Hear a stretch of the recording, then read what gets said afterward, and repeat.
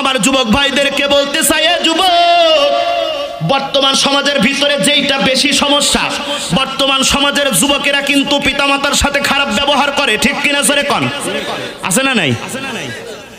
শুধু যুবকেরা নয়, যেই বাবা আপনাকে আমাকে সারাদিন কামলা দিয়ে রোদের ভিতরে খেটে খেটে, কথাগুলো একটু দিল দিয়ে শুনবেন, এখানে অনেক মুরব্বী লোক বসে আছেন, এমনও মুরব্বী আছে যার সন্তান বড় চাকরিজীবী, ভালো টাকা ইনকাম করে।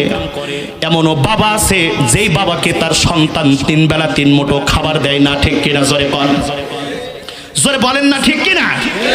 আপনারা ঠিক বললেও ঠিক, না বললেও ঠিক, আমি তো সমাজের ভিতরে দেখি এই যে কত মুরব্বী মানুষ বসে আছে, এরা তো এখন কামাই কাজি করতে পারে না।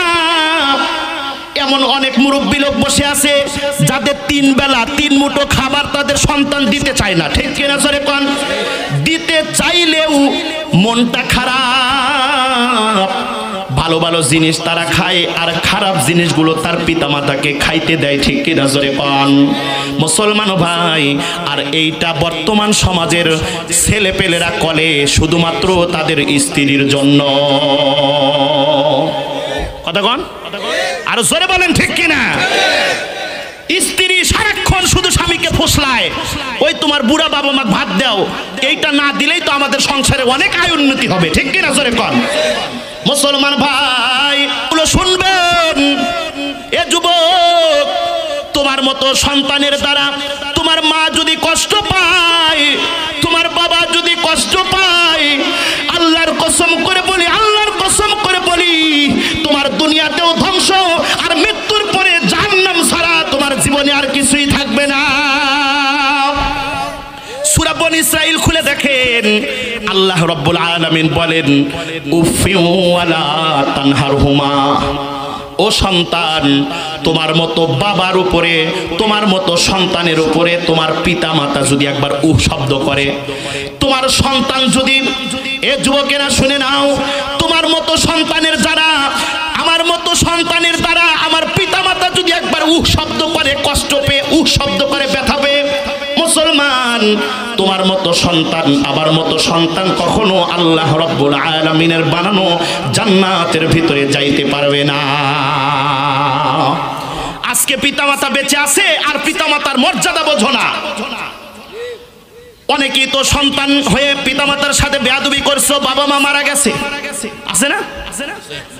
অনেকেই শুরু থেকে নিয়ে মা বাবার মৃত্যুর আগ পর্যন্ত মায়ের সাথে খারাপ ব্যবহার করছে, বাবার সাথে খারাপ আচরণ করছে, বাবাকে খাইতে দেয় নাই। এ ভাই, এ বাবা, আজকের এই মাহফিলের ভিতর থেকে তওবা করো। আল্লাহ, বাবা মার কাছে তো মাফ চাইতে পারবো না, ওগো আল্লাহ তুমি দয়া করে মেহেরবানি করে মাফ করিয়ে দাও। মুসলমান, বাবা মা মারা গেছে, আল্লাহর কাছে মাফ চান, আল্লাহ রাব্বুল আলামিন হয়তো দেবে এর কোনো গ্যারান্টি নাই। আল্লাহ রাব্বুল আলামিন হয়তো আপনার মতো গুনাহগার, আমার মতো গুনাহগারকে মাফ করিয়ে দিতে পারেন, ঠিক কিনা জোরে কোন? বাবা মা এখন জিন্দা আছে, বুঝতেছেন না বাবা মার কত দাম?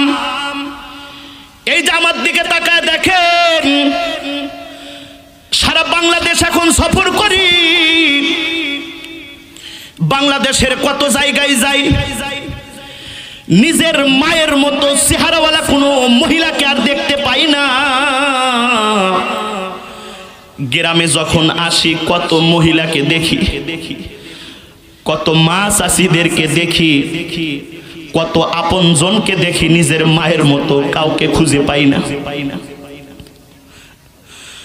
যখন ছোট ছিলাম মাদ্রাসায় যাইতে চাই নাই, মা ঘাড় ধাক্কা দিয়ে দুনুট মাদ্রাসায় পাঠায় দিত। তখন তো বুঝতে পারি নাই, মা ধাক্কা দিয়ে মাদ্রাসায় পাঠায় দিত। পরে যখন আমি বাড়িতে আসতাম, আমার পাশের বড় আম্মারা বলতো, তোমার মা তোমাকে ঘাড় ধাক্কা দিয়ে মাদ্রাসায় পাঠায় দেয়, ঠিক আছে, কিন্তু তুমি যাওয়ার পরে তোমার মা একবেলা দুবেলা ঠিক মতো খায় না, তোমার জন্য কান্না করে।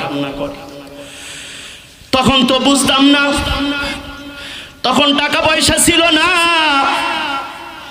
খালি মনে হইতো আমার মাকে যদি আমি একটা লাড্ডু কিনে খাওয়াইতে পারতাম তাহলে দিলটা ঠান্ডা হয়ে যাইতো। এই যে দেখেন আপনাদের ভিতরে স্টেজের ভিতরে কত মানুষ বসে আছে, কত মুরব্বী লোক বসে আছে, এখন অনেক টাকা কামাই করে, রোজগার করে, বাবা মা অন্ধকার কবরের ভিতরে চলে গেছে। এখন ইচ্ছা করলেও কিন্তু 5 টাকা দিয়ে একটা লাড্ডু কিনে কিন্তু বাবা মাকে খাওয়াইতে পারবে না, ঠিক কিনা জোরে কোন? এই যে দেখেন দাড়ি চুল পাকে গেছে, কত টাকা, টাকা পয়সা না যাচ্ছে, কত টাকা পয়সা। এখন যদি চাই আমার মাকে আমি একটা 5 টাকা দিয়ে লাড্ডু কিনে দিব, 1 লাখ টাকা দিয়ে লাড্ডু কিনে দিব, 1 লাখ টাকা দিয়ে লাড্ডু কিনে দেওয়ার মতো অ্যাবিলিটি তার ক্ষমতা আছে, কিন্তু মাকে খাওয়াইতে পারবে না, ঠিক কিনা জোরে কোন? ঠিক কিনা? এ যুবক, আগে স্বপ্ন দেখতাম কখন মাকে একটা লাড্ডু কিনে খাওয়াইতে পারবো, বাজার থেকে সুন্দর একটা শাড়ি কিনে মাকে কখন কিনে দিতে পারবো। তখন টাকা পয়সা ছিল না, মাকে খাওয়াইতে পারি নাই। মুসলমান, এখন প্রতিদিন মাহফিল করি, 2-1 টাকা হলেও কিন্তু আমার পকেটের ভিতরে থাকে, ঠিক কিনা জোরে কোন? এখন ইচ্ছা করলেও কিন্তু নিজের মাকে আর লাড্ডু খাওয়াইতে পারি না। এ ভাই, এখনো সময় আছে, আল্লাহ রাব্বুল আলামিনের কাছে মাফ চাও। তুমি তাহাজ্জুদ নামাজ পড়ো, ঠিক আছে, 5 ওয়াক্ত নামাজ মসজিদে জামাতের সাথে আদায় করো, ঠিক আছে, তুমি সকাল সন্ধ্যা পবিত্র কোরআনে কারীম তেলাওয়াত করো, ঠিক আছে। এ বাবা, তুমি শুনে নাও, তোমার কোনো ইবাদত আল্লাহ রাব্বুল আলামিনের কাছে কবুল হবে না যদি তোমার মা ঘরের কোনায় 1 বেলা 2 বেলা না খেয়ে তোমার ঘরের কোনায় পড়ে থাকে। মুসলমান ভাই, শ্বশুর বাড়িতে তো কত টাকা পয়সা নিয়ে যান, কত কিছু কিনে নিয়ে যান, শ্বশুর বাড়ির মোহাব্বত আপনার ঠিকই আছে, কিন্তু ঘরের কোনায় আপনার বাবা মা পড়ে আছে, তাদের খোঁজ খবর নিতে পারেন না। আপনি নামাজ পড়ে কি করবেন আপনার মাটা যদি কষ্ট পায়? আপনি নামাজ পড়ে কি করবেন আপনার বাবাটা যদি কষ্ট পায়? এ ভাই, পায়ে ধরে কই, খবরদার খবরদার নিজের মা বাবাকে আর কষ্ট দিয়েন না। আল জান্নাতু তাহতা আকদামিল উম্মাহাত, মায়ের পায়ের নিচে সন্তানের জান্নাত। আর সেই মার সাথে যদি আপনি খারাপ ব্যবহার করেন, আপনার মতো লোক কখনো জান্নাত পাবে না, ঠিক কিনা জোরে কোন? মা বাবার ভিতরে, মা বাবার মুহাব্বত ভিতরে পয়দা করেন। এ ভাই, আজকের এই মাহফিলের ভিতর থেকে তওবা করবেন, আল্লাহ আমি আর মা বাবার সাথে কখনো খারাপ আচরণ করব না। কে কে মা বাবার সাথে আর খারাপ আচরণ করবেন না, দাঁড়ায় যান। কে কে মা বাবার সাথে আর খারাপ ব্যবহার করবেন না, তাদেরকে কষ্ট দেবেন না, দাঁড়ান দাঁড়ান। কে কে আজকে মাহফিল থেকে দোয়া করেন, তওবা করেন, আল্লাহ কবুল করবেন, দাঁড়ায় যান। বলেন, আর মা বাবার সাথে আর কষ্ট দেব না, বলেন বলেন, মা বাবার সাথে আর কষ্ট দেব না। আজকের এই মাহফিলের ভিতর থেকে তওবা করেন।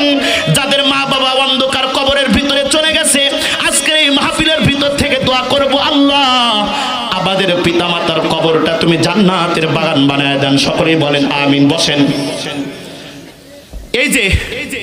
এই যে তওবা করলেন, অনেকের মা বাবা অন্ধকার কবরের ভিতরে চলে গেছে, আজকে তাদের দিলটা বড় ঠান্ডা হয়ে গেছে, আলহামদুলিল্লাহ বলেন। মুসলমান ভাই, আমার যুবক ভাইদেরকে বলতে চাই, যুবক, উফিন ওয়ালা তানহারহুমা, তোমার মতো যুবকের উপরে তোমার মা বাবা যদি কষ্ট পায়, শুনে রাখো, তোমার মতো যুবক কখনো জান্নাতের ভিতরে যাইতে পারবে না, ঠিক কিনা স্যার? কোন ঠিক কিনা?